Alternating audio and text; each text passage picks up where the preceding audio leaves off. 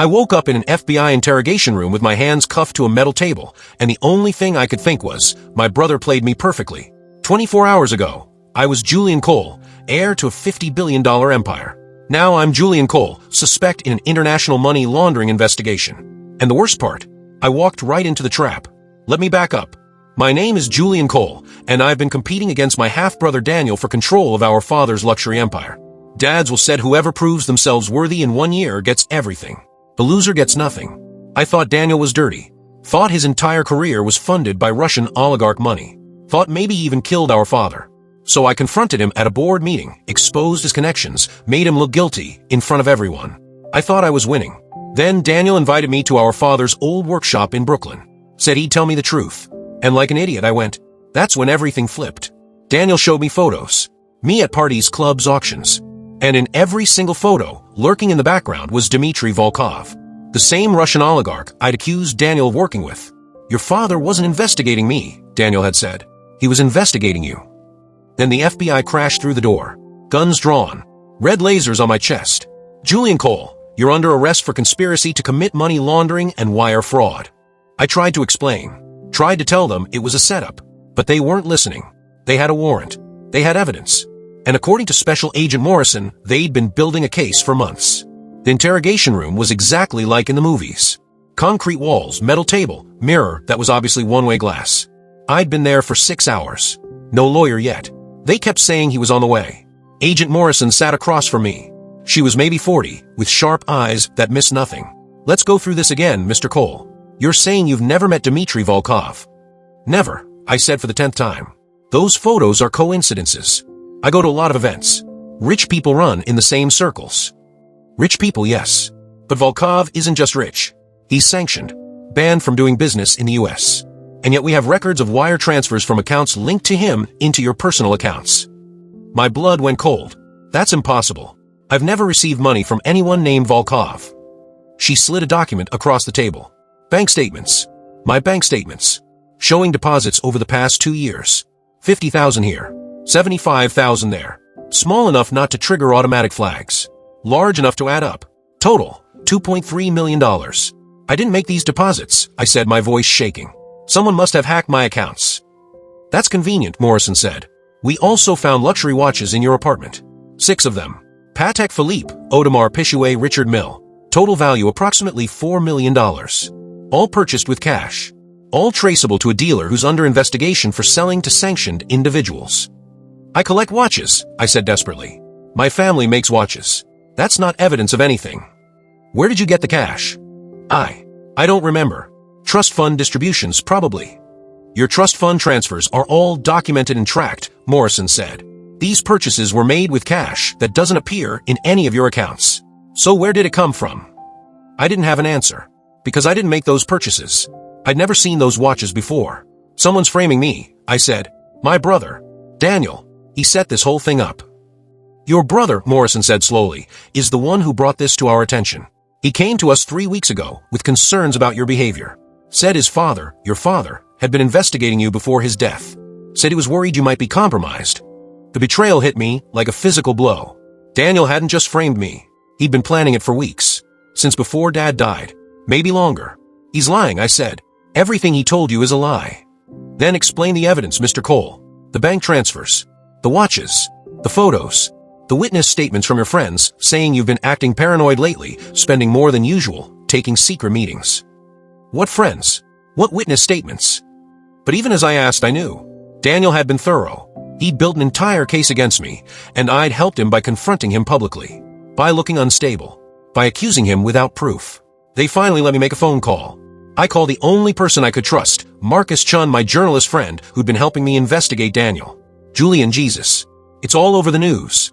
Billionaire heir arrested for money laundering. I need a lawyer, I said. The best. And I need you to keep digging into Daniel. This is all him, Marcus. He framed me. I believe you, Marcus said. But the evidence looks really bad, man. They're saying they found illegal watches in your apartment, offshore accounts in your name. I don't have offshore accounts. I know. But someone made it look like you do. I'll get you a lawyer. Sit tight. 12 hours later, I made bail. $5 million.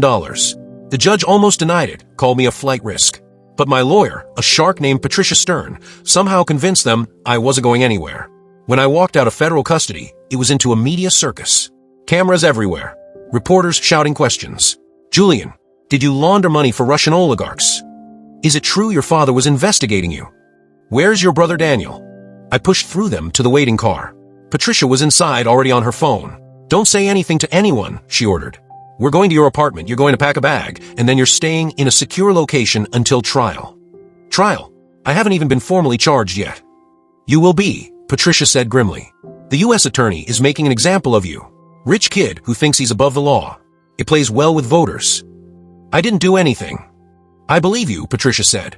But believing you and proving it are two different things. The evidence against you is substantial, Julian. Whoever set this up knew what they were doing. It was Daniel, I said. My brother. Then we need to prove it. Fast. Because your arraignment is in 72 hours, and if we can't cast doubt on this evidence, you're going to prison. My penthouse looked like a crime scene. Yellow tape across the door. Evidence markers everywhere. They'd torn the place apart. Drawers emptied, cushions slashed. Even the walls had holes where they'd searched for hidden compartments. They really went through everything, Patricia said. What exactly were they looking for? More evidence, probably, I said, walking through the destruction. Or Daniel planted more evidence and wanted them to find it. I went to my bedroom. The safe where I kept important documents was open, emptied. My father's files, I said. The investigation he was doing. The photos of Daniel. They took everything. What files? Patricia asked sharply. Marcus Cole had private investigation files on Daniel. Evidence of his connections to Volkov. I found them in Dad's hidden safe at the office. And you didn't think to mention this to the FBI? Because they would have used it against me. Made it look like I was deflecting. Patricia pinched the bridge of her nose. Julian, those files could be your defense. If Marcus was investigating Daniel, not you, it changes the entire narrative. But the FBI has them now. They're probably destroying them as we speak. Or, Patricia said slowly, they're evidence that doesn't fit their theory, which means they're required to share it with us. Did you make copies? My heart sank. No. I didn't think. Of course you didn't, Patricia muttered. Okay. New plan. We subpoena those files. Force them to hand over everything they found in your apartment. If there's evidence that Marcus was investigating Daniel, we can use it. But what if they lose the files? They won't, Patricia said. Not with media attention on this case. Everything is being watched too closely. Now pack a bag. We need to move. The news broke that evening. Daniel Cole, the responsible brother, was holding a press conference. I watched it from Patricia's secure location, a hotel room under a fake name. Daniel stood outside Cole Industries headquarters, looking devastated. I want to say how shocked and saddened I am by these allegations against my brother Julian. I've only known him a short time, but I wanted to believe in family. Wanted to believe in second chances. He paused, looking directly into the camera. My father, Marcus Cole, was a man of integrity. He built this company on trust and excellence. And I intend to honor his legacy by ensuring that Cole Industries remains above reproach. To that end, I've asked the board to remove Julian from all operational duties pending the outcome of his legal troubles. I threw my water glass at the TV. It bounced off harmlessly, but it felt good. He's taking over, I said. While I'm fighting criminal charges, he's consolidating power. Let him, Patricia said. Right now, your only focus is staying out of prison. The company comes second. The company is everything, I said. It's what my father built. What I'm supposed to protect. You can't protect anything from a jail cell, Patricia said bluntly. So let's focus on your defense. My phone buzzed. A text from an unknown number. You should have taken the deal, brother. Now you lose everything. I showed Patricia. Is that a threat? It's evidence, she said, screenshotting it. He's getting cocky. Making mistakes. Good. Another text came through. This one from Marcus. Found something. Daniel's gap year. He wasn't just with oligarchs. He was training. Former KGB training facility in Belarus. I have a source willing to talk. But Julian, if Daniel was trained as an operative, this is bigger than money laundering. My hands started shaking. An operative. Daniel wasn't just a corrupt businessman. He was something worse. Something more dangerous. Patricia, I said slowly. What if this isn't about the company at all? What if the company is just the target? What do you mean? Cole Industries has contracts with governments, defense departments, luxury goods that move across borders without much scrutiny. What if Volkov and whoever he works for wanted access to that network? And Daniel was their way in. Patricia's expression changed. If that's true, we're not just dealing with fraud. We're dealing with espionage. Which means the FBI might be looking at the wrong Cole brother, I said. Or, Patricia hesitated. Or they already know, and they're using you as bait to catch Daniel in the act. That night, I couldn't sleep. I kept thinking about everything. My father's death. The mysterious heart attack. The investigation he'd been running. What if he'd figured it out? What if he'd discovered Daniel was an operative and confronted him? What if that's why he died? My phone rang at 2 a.m. Unknown number. I almost didn't answer. Julian. It was a woman's voice. Older. Familiar. Who is this? Elena Morrison. Daniel's mother. My breath caught. What do you want? To warn you, she said. I know what my son is doing. I know what he's become. And I know you're innocent. Then tell the FBI, I said. Tell them the truth. I can't, she said, her voice breaking. They'll kill me. The people Daniel works for. They've already threatened me twice. But I can help you. There's evidence. Real evidence. Marcus left it with me before he died. He knew something might happen to him. Where? I demanded. Where is it? London. In safety deposit box at Coutts Bank. The key is hidden in Marcus's original workshop, behind a loose brick near the forge. He told me if anything happened to him, I should tell you. Why didn't you tell me before? Because I was scared, Elena said. Because I thought maybe if I stayed quiet, they'd leave me alone.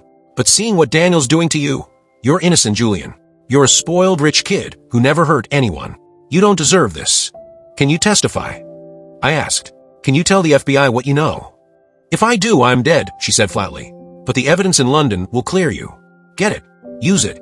Stop my son. The line went dead. I called Patricia immediately. Told her everything. Absolutely not, she said. You're out on bail. You can't leave the country. But if there's evidence, if this Elena woman has evidence, she needs to bring it to us. You're not flying to London. That's exactly what they want. They'll claim you're fleeing, revoke your bail, and you'll be in custody until trial. But what if she's telling the truth? Then we subpoena her, Patricia said. We bring her in as a witness. We do this legally, Julian. But I couldn't shake the feeling that we were running out of time. That Daniel was moving pieces on a board I couldn't see. The next morning, I went to the original Cole workshop. Patricia didn't know. Marcus didn't know. I went alone. The workshop was quiet. Empty. I found the forge, the original one my father had used 50 years ago. Started checking bricks. On the fourth one, it moved. Behind it was a small metal box. Inside the box was a key. And a note in my father's handwriting. Julian, if you're reading this, I'm gone. Daniel is not what he seems. The evidence in London proves everything. But be careful. Trust no one. They're watching. Always watching. Dad. I pocketed the key and turned to leave. That's when I saw him. Daniel. Standing in the doorway. Looking for something, brother? He asked, his voice cold. I backed up instinctively. How did you know I'd be here? Because you're predictable, Daniel said, walking toward me. Emotional. Impulsive. Elena calls you, tells you a story, and you come running. You're so easy to manipulate, Julian. Just like father was. You killed him, I said. Didn't you? Daniel smiled. It wasn't a nice smile. Prove it. He held up his phone. On the screen was live footage. Patricia's hotel. Men in black suits entering. Your lawyer is about to have visitors, Daniel said. Federal marshals. With a warrant for your arrest. Seems you violated bail conditions by coming here. TSK. You set this up, I said. All of it. All of it, Daniel agreed. The question is, Julian, are you finally ready to stop playing games? Or do we keep dancing until you're in prison for the rest of your life? I looked at him. At my half-brother. The operative. The killer. And I realized something. I couldn't win this by playing by the rules. Because Daniel didn't follow rules. He made them. What do you want? I asked. Simple, Daniel said. Sign over your shares of Cole Industries to me. Voluntarily. In exchange, I make the evidence disappear. You go free. You walk away with your trust fund and your freedom. And if I don't, then you go to prison, Daniel said. And I get the company anyway.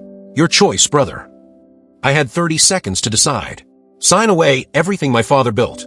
Or fight and probably lose. The key to the London evidence was heavy in my pocket. Evidence Daniel didn't know I had. Evidence that could destroy him. If I could get to it. I need time to think, I said. You have 10 seconds, Daniel replied. Then I make the call. I looked at my brother. At the trap closing around me. And I made my choice.